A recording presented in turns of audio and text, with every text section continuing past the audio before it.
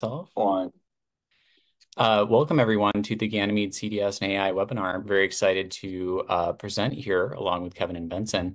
Through the presentation here, are going to be going through a variety of approaches for what you can do in terms of chromatography data and your chromatography data systems for leveraging the data, capturing the data, and applying automated analysis and modeling to really build the foundation for AI on this data. These data points that you have from chromatography workflows can be some of the highest scale and richest data sets that exist in your lab and your company. And there's a tremendous wealth that we found with our clients' data and insights that can be derived from them. But it requires a very deliberate approach to understanding exactly what can be derived and how to be able to build that business case. So we're looking forward to sharing some of those insights throughout the presentation here on the agenda today. So first thing is building the business case. We'll be talking a little bit about how to think about the value that can be derived from applying data capture, automation, and modeling up to AI. Bringing the technical perspective, we'll talk about both the broad technical structure of it, as well as how to think about the effort and types of approaches. And then finally go into some of the analysis, like what kinds of analytical approaches you can use here.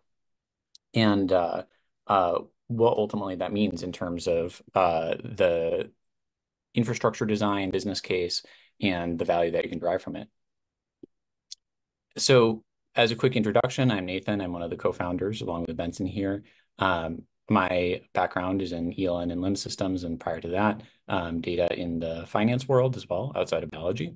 I'm joined by Benson, the co-founder on the Ganymede side, who focuses on the science and implementation side, as well as Kevin Leo, who's our VP of sales and is our global head of enterprise. So without further ado, Kevin, we'd love to hear a little bit from you about some of what you've seen in the market and what really motivates this webinar. Before we dive too deep into the technicals, what are you seeing in terms of the pain points that people are running into and the demand for doing more with chromatography data? Yeah, it's interesting. The chromatography is a pretty mature process in terms of, collecting the data. And what we're seeing is, those volumes are only growing, especially with the, system automations that we're seeing in the marketplace. And, the current process that we're seeing in a lot of organizations is a highly manual process. And doing something with that data, right? So being able to collect that data might be the first step, and in some cases that's been addressed. However, there's a lot of manual, repetitive analyses that are going on, and Benson will kind of talk about some of those things in more detail. But it's highly repetitive, right? So as we're scaling up on the data side, we need to figure out a better way than just doing manual repetitive analyses. And then ultimately pushing that data into some form of an ELN or a LIMS or a repository that you can then reuse for later on, right? So there's a lot of this human middleware that's going on just due to the sheer nature of this entire process. You can go to the next screen. So, some of the challenges, right? Why is it manual? And the reason why it's manual is because there needs to be some level of flexibility to do something, right? And it's not one size fits all in terms of how we're actually doing the repetitive analysis. So as we're kind of looking at even within a single lab, there might be multiple assays and different approaches for each one. And so you need to have a level of flexibility not only to implement those types of analyses, but to also continually maintain and augment those as the time goes on, right? And if we stick with the manual process as we're scaling up our data, the problem is, well, how do you scale up the manual aspect too? And what we're seeing is there's really two options. One is you can do automation, and the other is you can have more manual work, right? But manual work has other issues. You have to either hire more people, you have potential for quality issues, right? Because you have to make sure that people are trained in the same manner. So there's a lot of issues as you kind of continue on with a manual process. That what if we automated it, right? What are the benefits of doing that, not just saving time? Okay, we can go to the next Yeah, and I slide. guess on that note, I'm curious how you see that relationship. This is something we often talk about, but that relationship between saving the time and building out the data set. Yeah, I mean, the time savings is definitely a benefit. I think as as we're looking at this slide here, as your process continues to mature in terms of the various assays and samples and runs that you're doing, the data volume is going to cause more pain, right? So as the manual process continues, you're going to continue to see that challenge just continue to grow, and you're not going to be able to scale to the level that your organization needs in terms of pushing through the volumes of data. So what we're doing is we're looking at how do we automate some of those processes that will solve a couple of different issues, not just giving time back, but we want to be able to improve the confidence level of the data that's actually being coming through so that the scientists are able to do more more in-depth analyses as opposed to manual processes of preparing the data and doing, kind of routine analyses. You can kind of imagine doing the same thing 1,000 times. You're probably going to be bound to make a mistake, right? And it's not of anyone's fault. An automated process will definitely alleviate a lot of those pains. Yeah, and I feel like that speaks to how our value props break down here. Yeah, exactly, right. The first obvious thing is we're going to see a significant time savings, right? And that time savings isn't necessarily with the current process, but you could actually increase the volume of analyses going through, right? So at the same level of scientists that you have, you can actually increase your throughput with no additional cost. Data integrity, as I kind of alluded to, right? That I think to me that's the biggest one because having a higher level of confidence in the data and the analysis, and not only that, but how it was done, the traceability of how it was done, right? And so that's something that is also important too, is we want to be able to say this is how the process was done. We can track it back to its origin and what analyses were actually kind of done on that. And then the ultimate goal here is we want to be able to make decisions faster, right? Whether it's fail faster or moving forward to the next step, we want to be able to improve that decision time, and that's ultimately what this whole process is trying to serve. Awesome. Well, and that's a great grounding to then dive a little bit into the technical side as well. So, on the why AI for CDS side, I'm excited to explore this a little bit with Benson. I also want to note real quickly before I forget that we will be taking questions at the end. So if anyone has any questions, please feel free to put it in the chat on the LinkedIn Live.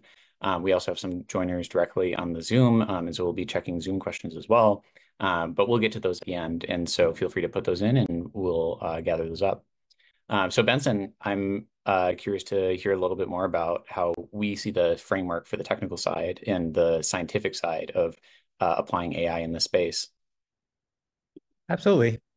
Yeah. So I guess like one natural question to ask is why start with kind of what we're saying is CDS data, and what do we mean? So really what we're referring to here are short 1D time series, because it's saying, I mean, generically of maybe several thousand data points. So relatively small scale data that enables a kind of fast iteration and suggests that we can actually apply probably a fairly substantial kind of body of kind of analytical machinery to be able to kind of improve upon and automate kind of what already exists. I won't go through kind of all the different potential things at the moment. I'll kind of hold that for later. But just to go over like at a high level, some of what our goals will be would be to reduce human effort for interpreting chromatography data, as Kevin had alluded to, and also to think carefully about infusing the existing understanding with more flexible and powerful analytical techniques, which are tailored to the context of what's being run, so the samples and the nature of the experimental runs. Next slide.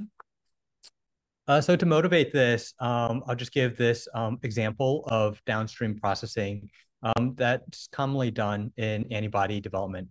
So just to provide a motivation for automation in this for this particular sort of analysis.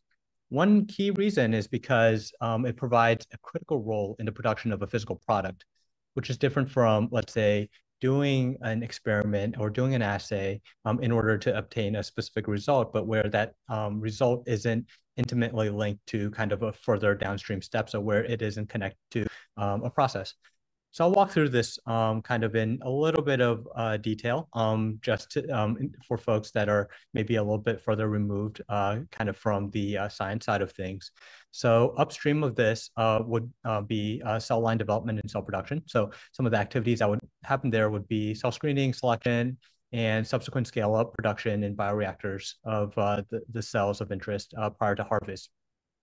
Downstream would be once you have kind of the drug product, adding excipients to improve stability or increase absorption of the drug product, as well as the fill and finish step. So walking through these steps, cells would be spun down, and the liquid component, the supernatant, would be filtered for any remaining cellular debris. You typically have a capture step, which would be performed using affinity chromatography to isolate the antibody or protein of interest from the clarified supernatant. You'd follow that up with a viral inactivation step to inactivate any residual viral particles by adding a low pH base for a period of time, followed by a high pH acid, or vice versa, within a vessel with a stir bar to agitate or mix the solution during each step. You would then follow that up with a polish step, which would be done using ion exchange chromatography to remove charged particles from a solution.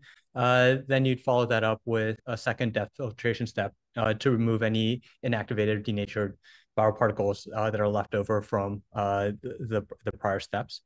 And lastly, you would conduct tangential flow filtration or separate ultrafiltration diafiltration steps to concentrate the purified protein. At which point you would have your drug substance ready for the kind of downstream steps, the formulation steps that kind of described earlier. Next slide. Kind of extrapolating some of the benefits. So thinking through that example I just gave, how do we kind of think about kind of in the abstract what some of these kind of key benefits are? Well, when you have a process, as opposed to maybe a test that you would be running, it's relevant for many years in an organization. So that means that the analytical investment that you make will amortize well over time. You can actually capture value from that analytical investment if you have a solid process over a long period of time, presumably over many different processes as you kind of scale up the operations. When you talk about a process, you also care a lot about stability in one part of the process, because if you just have unstable components in a broader process, then the whole thing could easily break down. So when you ensure stability in one part of the process, that ensures stability in the entire process itself. So that aspect is very important and means that you want something that actually is much more stable as kind of core components. And lastly, and this is something that Kevin alluded to, by automating the lower level activities, such as peak identification and process control, then really your scientists and engineers have more time to focus on the higher level process understanding. So you want them, and I mean, for the folks who are scientists and engineers themselves, I'm sure you want to spend your time thinking about kind of the higher level concepts of what's going on and not necessarily doing routine things over and over again, just for the sake of generating sufficient data to work with. Awesome. I know one of the things we talk all the time about is how much of an effort it requires to get the data in place. Analysis aside, the amount of context and data that modeling and AI approaches requires tremendous. So curious for your thoughts on that. Absolutely. Yeah. So jumping into this, I think really we're going to talk the next two sections about estimating the effort, because for folks that are coming at this from the science lens, really they have a lot of, they have a pretty good sense of what some of these benefits are, but it's less clear exactly how they can get there, and how much effort they have to invest and how they can kind of try to dimension this out. So we'll spend a little bit of time talking about that. So next slide. So alluded to or mentioned it, our vision is to give scientists bigger levers. And kind of generic to incorporating analytical methods and physical processes. So really abstracted away from the nature of the analyses performed in CDS.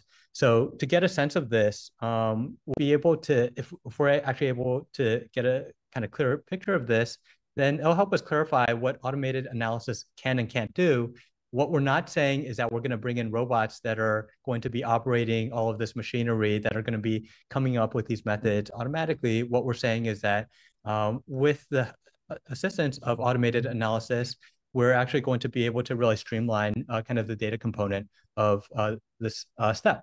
So first key question that we have to answer is, what experimental context is necessary for accomplishing our goals with this analysis? And that can help us dimension, well, what is the level of integration effort that we need to think about before we approach the analysis that we think is most relevant for our particular problems. Next slide. So we have this diagram here, and this diagram shows maybe stylistically the kind of effectively the players of kind of the actors that we must consider. So one kind of natural question is it necessary to capture method and sample data? If so, where would this data come from? And what would be the means of capturing this data? So an example where this might be necessary would be if I go back to the prior antibody development example, if we wanted to capture changes in upstream processing, let's say in the cell line development step, or in how we're scaling up kind of the bioreactor production, and we're using that to interpret our results, or that is relevant to kind of how we interpret our results, then yeah, we better capture that information and make sure that it's available for analytical modeling. An example where it's perhaps unnecessary or less necessary would be outlier detection, or perhaps observing batch variability for sample runs conducted with a well-established SOP. So the bullet points above give some examples of where this data would come from. So perhaps, for example, methods DB in the case of methods, or LIMS in the case of samples. And so as you're exploring what needs to be built, you have to think about, well, how would you actually get these pieces of data? And within the context of LC, kind of really thinking about, okay, well, what is it like, maybe which component, what like effectively, what does my analysis really attach to, and what folks have to be kind of a part of the conversation in that process. Next slide. Another aspect that's natural to think about is capturing instrument data. So here I'm really talking about kind of the raw instrument operations. It could be the tubing, so it could be a kind of very specific component of kind of LC machine, or another kind of instrument, kind of pick and choose instrument of choice for kind of CD analysis, heartbeat logs, mechanical reporting. And an example where you might care a lot about this would be maybe system suitability runs for ensuring proper working condition, so that your kind of system is actually operating as you anticipated. That would be a kind of a natural place. Next slide. Awesome. And I know we're going to talk about the analysis side and the universe of analyses in a bit, but sounds like we should also go through sizing up the analytical builds. Mm-hmm. Yeah, so diving a little bit into this from kind of a different direction. So this is more from the kind of data science direction. I've laid out two key considerations here, and I'll first describe what's not on here. So what's not on here is a dimension of, are we talking about supervised learning or unsupervised learning? We're not talking about discrete or continuous space. We're not talking about, just many of these kind of, like whether it's deep learning or maybe more traditional machine learning. We're not talking about that yet. And rather, this is because a key consideration is kind of machine learning or analytics in the context of a broader process. And so one key consideration in my mind is the failure mode, if it's part of a process. So is it that the answers are too imprecise at times? Or is it that sometimes you will get no answer, even though most of the time when you get an answer, you can actually reliably use that answer? And considering kind of the nature of the failure mode will determine exactly how you would respond if like in these sorts of cases. And you would have to think about how you would operationalize this if you were to adopt methods that actually depended on these sorts of techniques. Secondly, this is perhaps not unsurprising, is that the more precise the model, kind of very loosely speaking, the more effort is required to develop them. And they may be slower to iterate on due to their size and complexity. And so commonly you have some degree of diminishing marginal returns from investing in these sorts of projects, and you need to think carefully about what that kind of frontier is, where you want to live for the amount of development that you want to invest for what will achieve the most efficient payback. Next slide. So there's also a number of operational considerations. So just like how there's operational considerations with working in a lab, there are operational considerations with standing up data infrastructure. It's important to carefully understand what a model can and can't handle. As I mentioned, to anticipate failure modes, even when models run successfully, but produce results that are not up to snuff.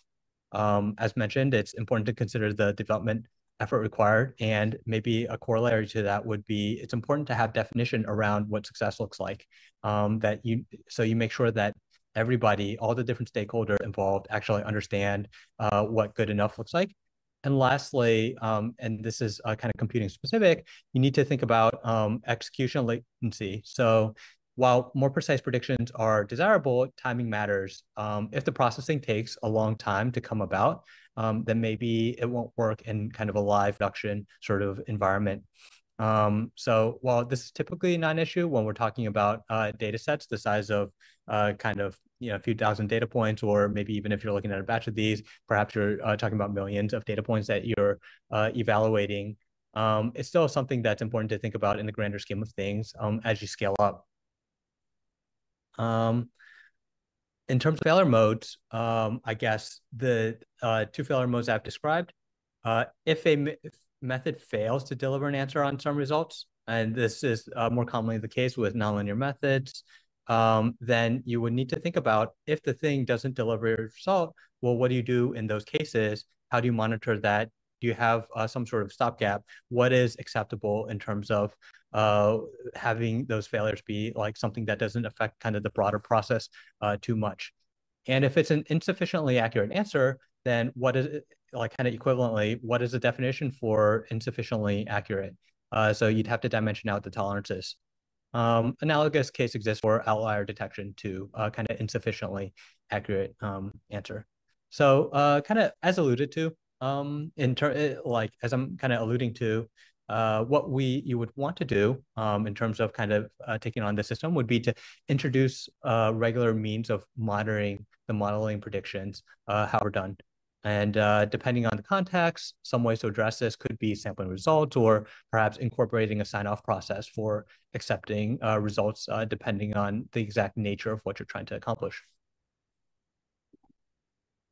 Awesome. And that's a great framework to evaluate the actual methods of machine learning and AI in this space. Cool. Yeah, so I'll kind of go from maybe most lightweight to heaviest sort of analytical efforts. This is also important to understand if you go to the next slide. This is also important to understand, to think about, well, if you take on a larger project, can you get benefits at the beginning and kind of along the way, so that it's not like you have to invest many months of effort before you actually see any payback? Can you actually get payback over time as you are, one, bringing on systems, and two, kind of bringing folks who maybe come more from the data science world into the fold effectively, and kind of get them up to speed on kind of the nature of analyses that your scientists are running. So perhaps the lowest hanging fruit for automation are runs where the results are well known ahead of time. So very limited context is required from outside raw data.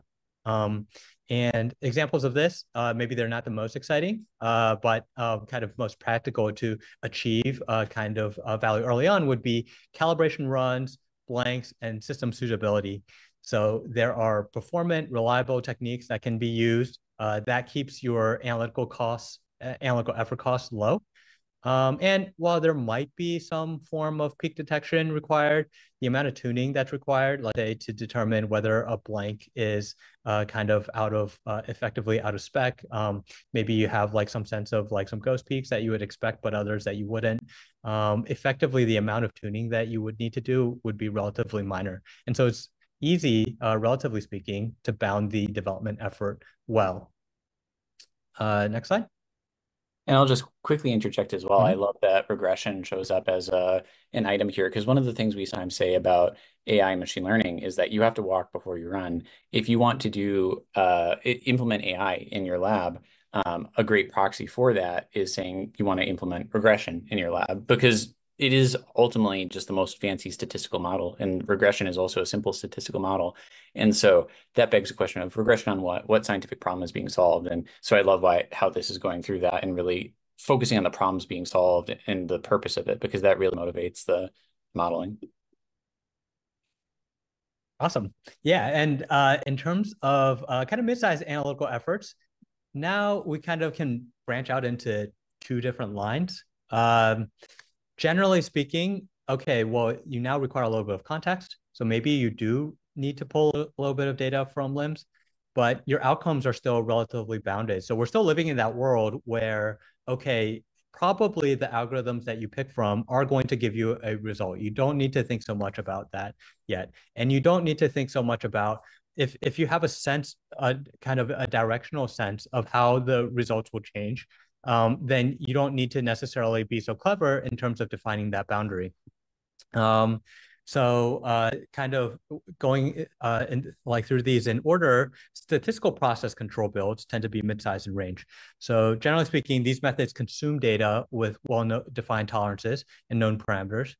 But they need to consider sets of instrument runs rather than runs in isolation. So we can no longer look at a chromatogram. With a system suitability run, we probably have a very, very crisp sense of what we expect. We can no longer look at it we can no longer look at kind of, let's say, a single kind of set of data kind of in isolation. Some contextual awareness is required of these instrument runs. As I mentioned, you might need to incorporate maybe some information about the samples being run when we're starting to look at kind of some of this stuff. And depending on nature of the processing conducted, the analytical effort might be conformed or combined with other efforts for process standardization. In the case of outlier detection / process control. For method development, and here I'm talking about probably a relatively stable process at this point in comparative runs. Really, contextual understanding is required. That part is fairly clear to establish kind of expectations in terms of what you expect in the output. But in the context of a relatively stable process, you probably have a pretty good sense of how things are going to shake out. Variability tends to be more bounded than, for example, would be observed in degradation studies, where the properties of the observed samples would be pushed beyond kind of clear references. So, I mean, you can kind of get a sense of this, that you could start with the smaller analytical efforts I described and then move to these. So perhaps like kind of as you're kind of phasing these in, maybe you start with, okay, just working with blank data, but that's given you kind of the ability to interpret chromatograms, maybe do some basic peak detection, and you would subsequently refine it, perhaps in this step of doing mid-sized analytical efforts in a broader project. Next slide. And here I put larger analytical efforts. I don't mean to say that these are necessarily huge compared to others, just that they require a little bit more consideration. So generally they are such because there's substantial variation across runs that have to be carefully considered. And you want the model outputs to be interpretable to users, and yet handle a broad range of potential analytical outputs, which means that you really need to have the scientist and the analyst work pretty closely, kind of hand in hand, so that there's the proper level of model flexibility, and so that kind of the model can kind of define that boundary, kind of establish that boundary between expected and unexpected very well. In these cases, kind of alluded to earlier on, we're talking about cases where we're exceeding the boundaries of what we had originally anticipated. And so we need to be kind of fairly diligent about kind of that threshold. There's also a challenge because the analytical outcome in these cases are they're boundaries, and so there's a aspect of search / like exploration that you'd be doing to your data, as opposed to just trying to find, let's say, XYZ precise parameter and like kind of fixed bounds.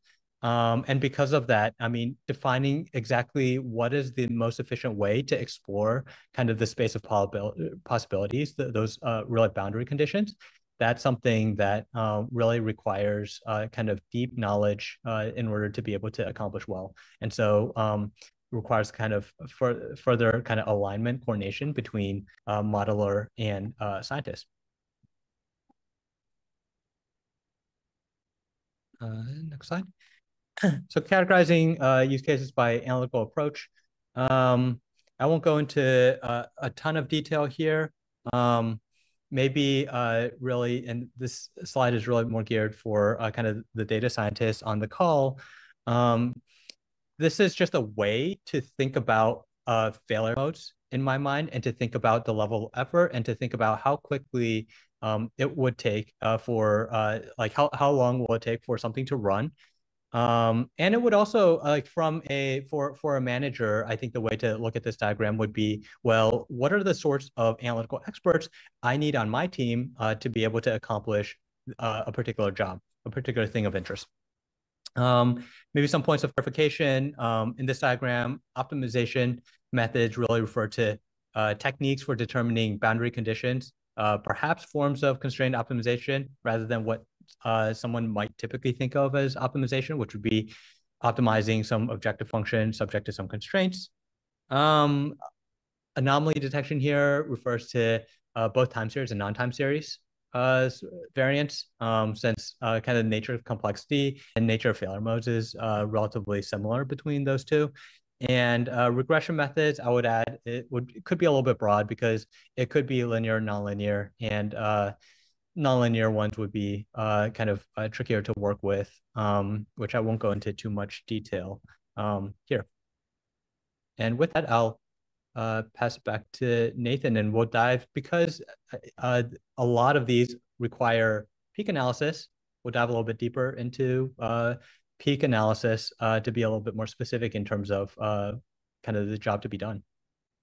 Yeah, and I think we actually have a little more content for you here. I'm definitely really excited to hear about our approach on peak analysis, because I know with our clients, that's where we've been able to get probably the farthest along the bleeding edge of machine learning capabilities and really do some advanced cool stuff with the power of AI. So yeah, very excited here.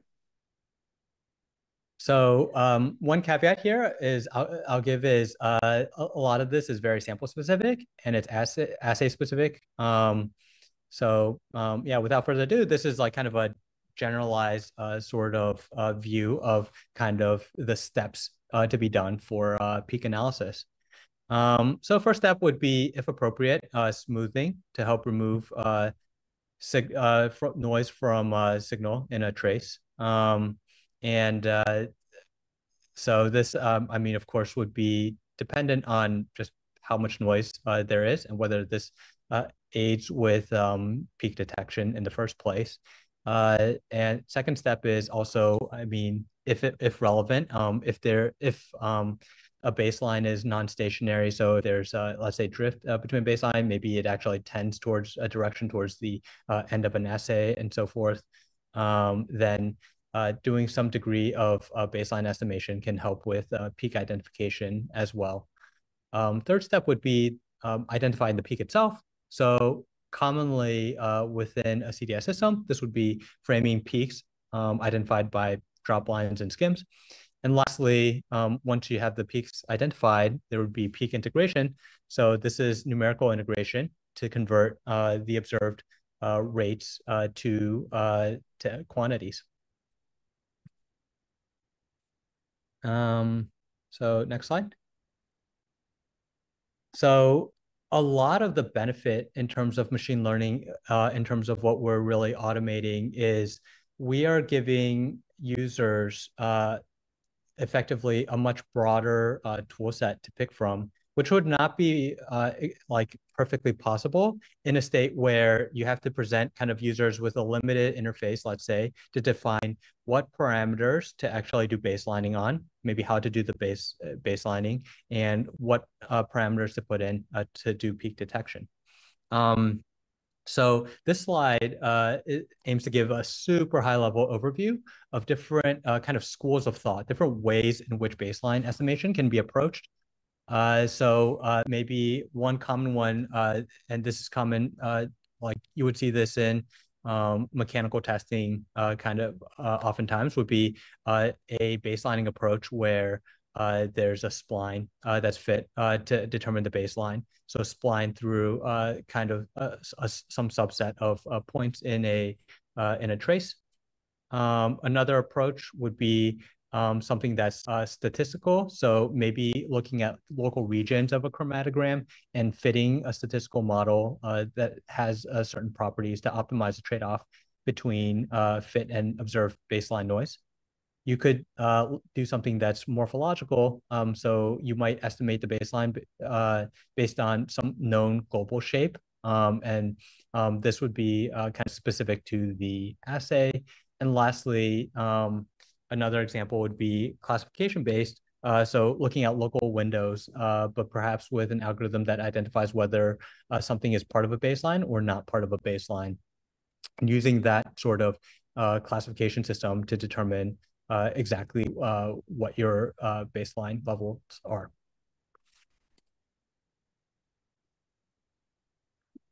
On the peak identification and peak integration side, I'll describe once again a few different example approaches. One approach would be to develop a machine learning algorithm for tuning the parameters of an algorithm to estimate peaks, which are then framed to predict peak classification constituents familiar to users of chromatography software. So here, let's say you predict maybe, okay, this is my noise level, this is what I consider as my prominence threshold, and so on, to best identify peaks that would line up best with what my experts have already identified. So effectively, you're tuning parameters of a machine learning model that's estimating parameters that you would be putting into a CDS. And one level beyond this would be, well, perhaps you can automatically tune the hyperparameters of this model. So the parameters of your machine learning model that's predicting the parameters of that you're setting on your CDS. Another approach would be to use a ConvNet, convolutional neural network, to determine peaks. So kind of analogous to the classification-based baseline that I described. Well, equivalently, you could use a convolutional neural network to identify peak locations, perhaps like where does it, use one to determine where peak starts and where peak ends, and have that line up best with what prior experts have estimated. Kind of a natural thing to put in besides these kind of local windows is to think about, well, probably the analyst would have some sense of the sample that's being run. And so an important piece of information might be that retention time that you're observing a window in. And that could be very relevant to determining whether or not something is a peak or whether it's just noise or baseline drift. The third example, and this is, I should kind of qualify this by saying this is fairly assay specific, is to think about deconvolution as a method, or perhaps fitting peaks to more generalized statistical distributions. So here I'm thinking going beyond drop lines and going beyond using techniques like tangential skim to determine kind of the quantity of analytes. Now, why do I say that this is very assay specific, and why is this not a tool that we would reach for right at the beginning? Well, it's because unlike kind of other machine learning problems that kind of folks might be used to seeing from data science perspective, I mean, at the end of the day, if we're talking about a process and we're talking about a physical product, and the experimenter has substantial control over, let's say, the resolution of an LC run, then the starting point is not, let me be clever about the data analysis that I do. The solution, the first thing that you reach for is, let me be clever about the experiment that I'm running and let my analysis support that. And so here, what we're really talking about is, are there cases where maybe you almost always have substantial skew and desire to capture and to quantify kind of the nature of that skew and to differentiate that from a baseline. Let's say you have a kind of a tailing peak, and that tail is like really long, and you want to be very precise and very consistent in terms of where you say that a peak starts and where you say that a peak ends. Well, if that's actually the case, that and you actually have a situation where you can kind of through physical experimentation resolve two peaks very well, then it might be the case that you start reaching for this part of the toolbox. I also just want to note real quickly that first bullet of peak identification and hyperparameter optimization is one of the coolest things to me, because one of the biggest issues with machine learning and AI approaches is explainability. And if you're doing stuff in the life sciences, sure, it might be nice to find, drug candidates or something like that in a black box kind of machine learning way. But once you actually start doing something that plays into an assay where you're in process development, or especially if you're in a GXP world, you have to have explainability. You can't have a black box determining why something works the way it does. And so for us, one of the biggest methods that we use to facilitate that is, rather than just having a model directly predict peaks, you actually have, as Benson was saying, the model creates a model or a method directly in a fixed format that will then be applied to get the peaks. And so you are translating the output into something explainable as a middle ground step there. And that's critical, because one of the things that we are capable of doing through that is actually apply machine learning and AI in a GMP context. And that's something that we're working towards actively with some of our clients. And that is truly, I would say, the cutting edge of what we're hoping to do with these approaches. So that kind of a more advanced approach of not just predicting things well, but actually making the output something reasonable that can be reasoned about is critical and is very hard, and we've spent a lot of time on. And this diagram shows kind of steps between which kind of data and process transit. And we present this view because I think it's really helpful without getting into kind of all the gory details about kind of the nature of the analytics that could be performed. It demonstrates if you think about kind of automating one particular step, how much is that worth to you? So you can think about, well, how much time are you spending working with XYZ software? How much time are you spending with XYZ manual processing software? Where are the people doing it? Do they actually have to be located in the lab, or can they do that remotely? Maybe a lot of these questions can help dimension the value of the nature of this automation, even without a lot of the detail of kind of the analytical techniques. So for kind of the three examples I provided on the last slide, this is of course very dependent on kind of the exact nature of the process, but just hopes to give a sense of maybe some of the steps that would be addressed by what I described on the prior slide. So really thinking through, well, what is the value? Then I think naturally you can then think about, well, work with us or internal data scientists or whoever else to think about, well, how much effort is required? What would that cost? Maybe what computer systems need to be stood up, and really balance the two against each other to think about whether or not to kind of move forward with a project or not. And with that, I'll pass it back over to Nathan to describe Ganymede's solution. Awesome. Thank you. And that's a great motivation for saying what is the final outcome that we want to get to. What I hope we can go through a little bit now, just to wrap up the presentation, is a little bit of what Ganymede's specific role is in this from an infrastructure and design perspective. So this is our overall approach at a very high level for our CDS and AI suite. This is how we both integrate with chromatography data systems, as well as directly integrating with instruments as needed, and then can run AI and machine learning on them. So when the instrument runs, we can connect directly to it. Our agents can be installed directly on those Windows PCs and do things like capture logs to get additional data that might not be present in the CDS, depending on the configuration. But primarily we'll be deriving data such as chromatograms or other data sets in metadata about these runs from the chromatography data system. Once it's in Ganymede, through our connectors, we'll extract all that data. We can standardize it. in structures of choice for clients.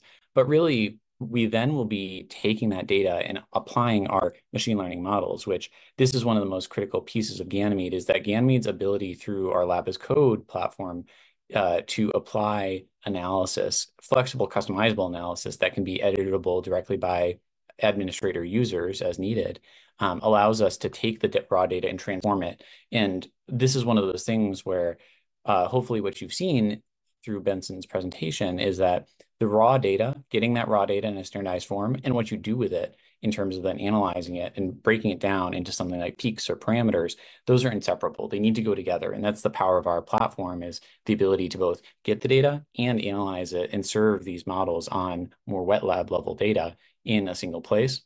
And then we can inject that data back where it needs to go. So for instance, you might want to write the peaks out into an ELN or LIMS system or into reporting or generate a work list. We can create work lists as well and even feed data back into the instrument through our agents, which can write files as well, such as work lists or plate maps and so on.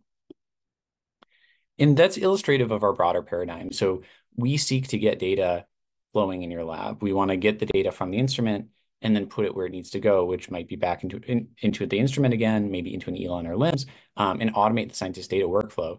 But to do that, you need to be able to also analyze the data to crunch it down, because you don't want just raw data going everywhere.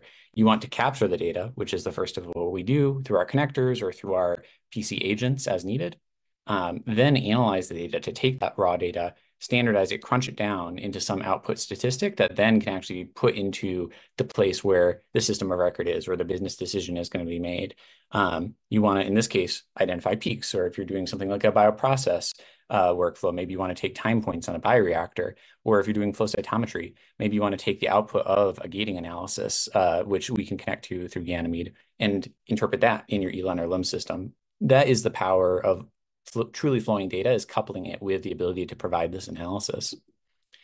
And this slide's a little bit complex, but this shows a more detailed data view of that. So we actually like to start, if we can, in the ELN or the LIMS system and say, okay, you ran a sample or you created a plate map or something like that. We'll actually take that and put that on the instrument, or we can generate it automatically, this plate map or configuration file or work list or whatever. And then when the instrument runs, and it creates its output data, we'll get that data, but we've threaded through some sample ID or plate ID or something that can then be used so that when we standardize the data and analyze it, we now know where it goes back into the ELN or the LIMS system. And this circular data workflow is critical because A, this enables a much richer data set with more context, and B, it's what's required to actually make the data automatically go back into the ELN or LIMS system in its final form. So many conventional approaches for putting data into an ELN or LIMS just dump raw data in without any awareness of the context of that data.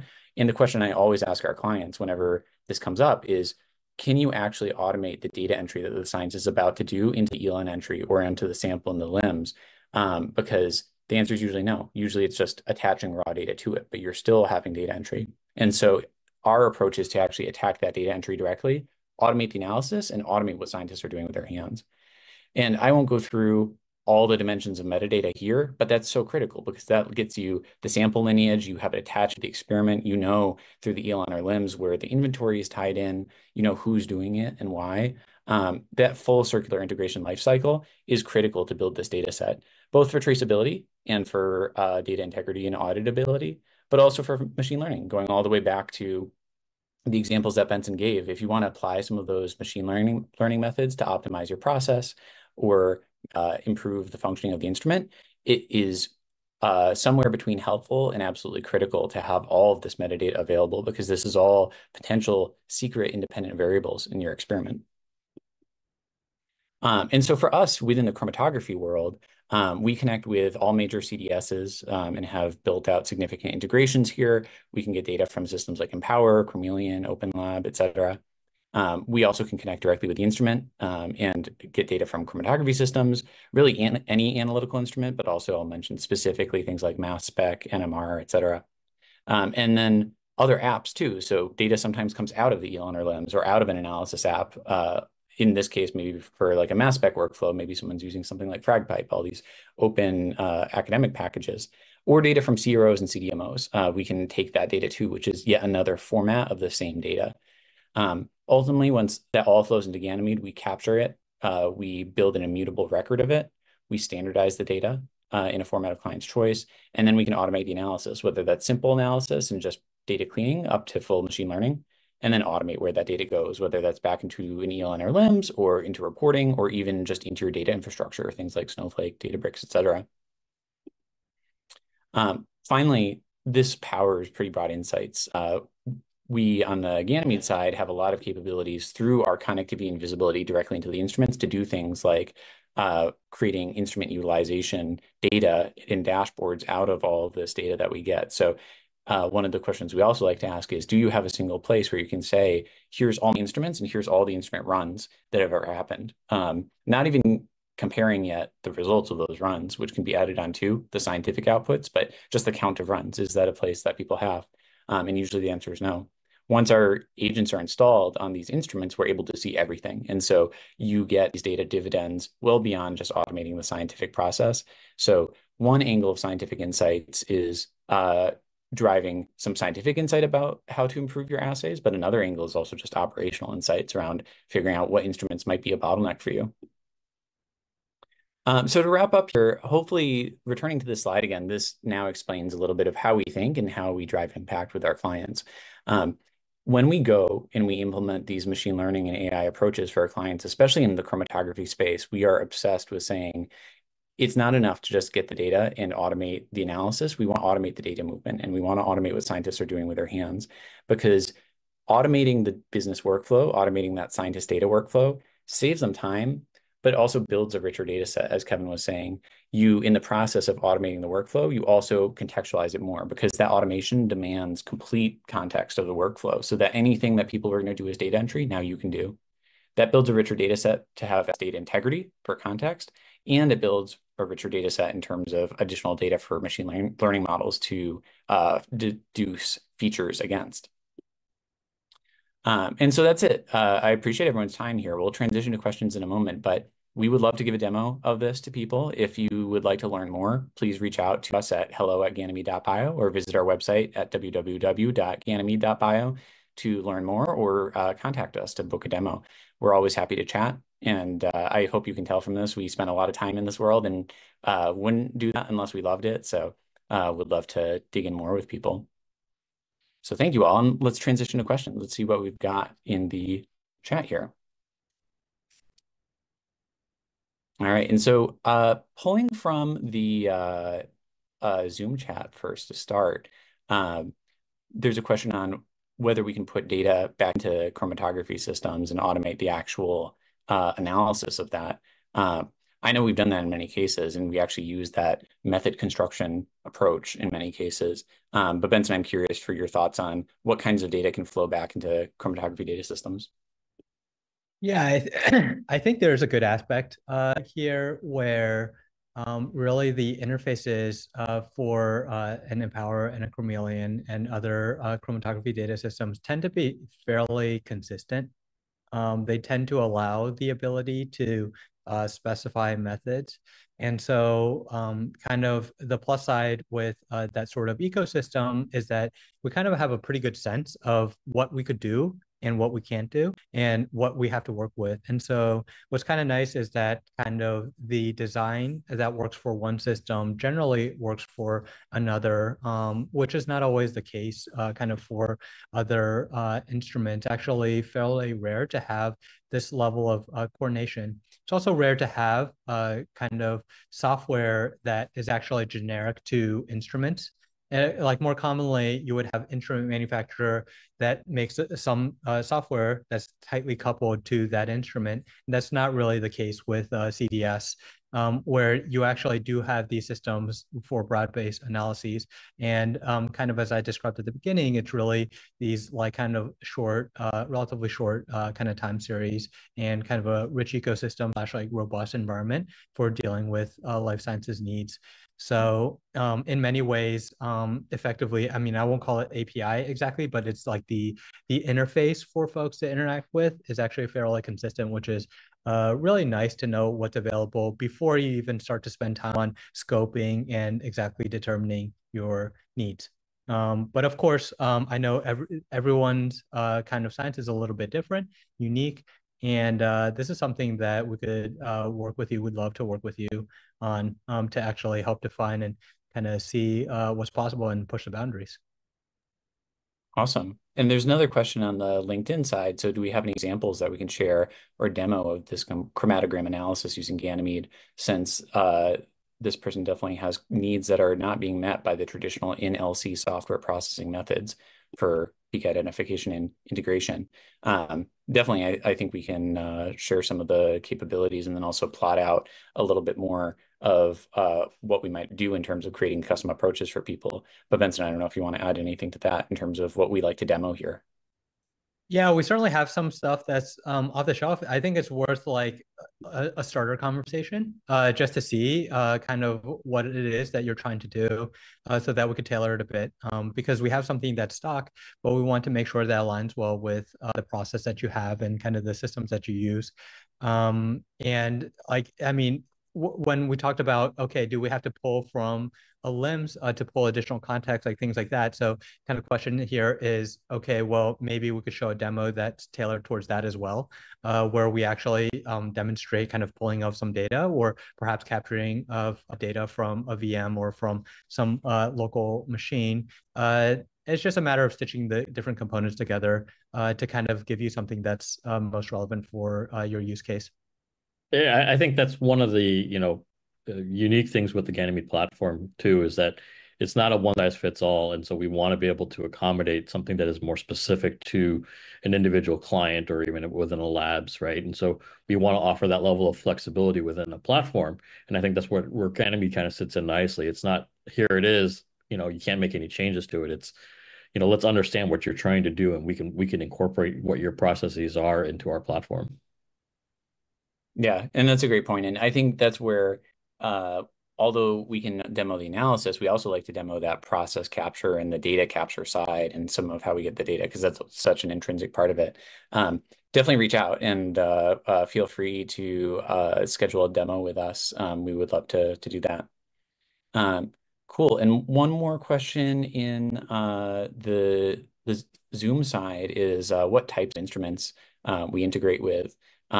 So I'll answer that quickly in the interest of time, but basically the answer is everything. We love analytical instruments, of course. And so all major chromatography systems, mass spec, et cetera, the plate readers, things like that, metabolite analyzers, and so on. We also do a lot of work in bioprocessing. So things like cell culture, workflow things, analyzers, the bioreactors, of course, out there. We also integrate on the software side with systems like Gen 5, for instance, or other software, many ELN and LIMS systems. The answer is very broad and kind of everything, because we, over time, have worked with a number of our clients. And what really makes the Ganymede platform powerful is because everything that we have, all our connectors, are built out by our team in user space. They're built out in the platform. We're not building a library of connectors that you can't touch. They're actually built within the system and then turn into a library that people can reuse. But that allows us to say, we can build connectors very efficiently because they're all done within the product. The Ganymede product specializes in building the connectivity and then running the analysis on that connected data. That allows us to very quickly build connectors. So we, over time, have assembled a library of over 300 different things that we are capable of connecting with, and can also easily extend that. So we like to say, if we haven't connected with it before, we can make that happen very easily. Whether it's a software or an analytical instrument or liquid handlers, work cells, we do a ton of work with schedulers, orchestrators. The list goes on. I can keep rambling and naming things, but it's a broad list. And that looks like that's it for questions. We appreciate the time. One more time, hello@ganymede.bio or www.ganymede.bio. Please reach out. We love to chat. And Benson, Kevin, thank you. I'll see everyone around, and please reach out.